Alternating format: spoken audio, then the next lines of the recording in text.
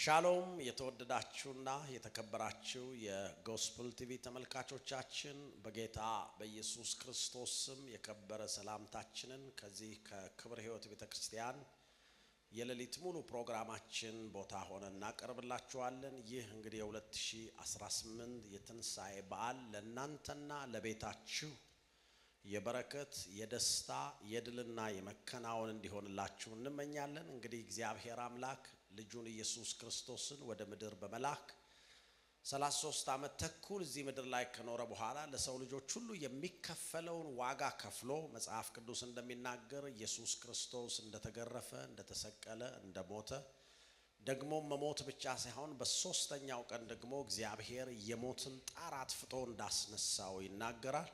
ስለዚህ ይሄንን ትንሳኤ ስናከብር ጌታችን ኢየሱስ ክርስቶስ በመነሳቱ ምክንያት ምንም ነገር ከዚህ በኋላ በእናንተ ሕይወት ላይ ትንሳኤ እንደሚሆን ምንም ነገር እንደማያበቃ ሁሉ ነገር በሞት ቢጀመርም በትንሳኤ እንደሚጠናቀቅ የእግዚአብሔር መንፈስ ለኛና ለልጆቹ ያስረዳበት ነው። ስለዚህ ለሁላችሁም ለጎስፕል ቲቪ ተመልካቾቻችን በሙሉ እንኳን ለ2018 ዓመተ ምህረት የትንሳኤ በዓል በሰላም አደረሳችሁ።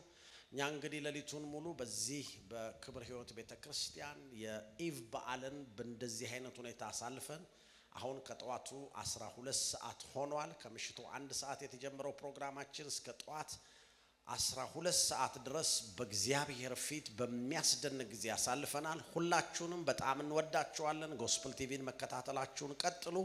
መልካም የትንሳኤ በዓል ይሁንላችሁ። ቅዱሳን በሙሉ መልካም የትንሳኤ በዓል በሏቸው። በጣም እንወዳችኋለን።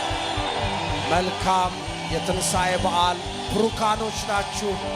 ሻሎም ሃሌሉያ ግሎሪ ቱ ጂሰስ ሃሌሉያ ኢየሱስ ተነስቷል።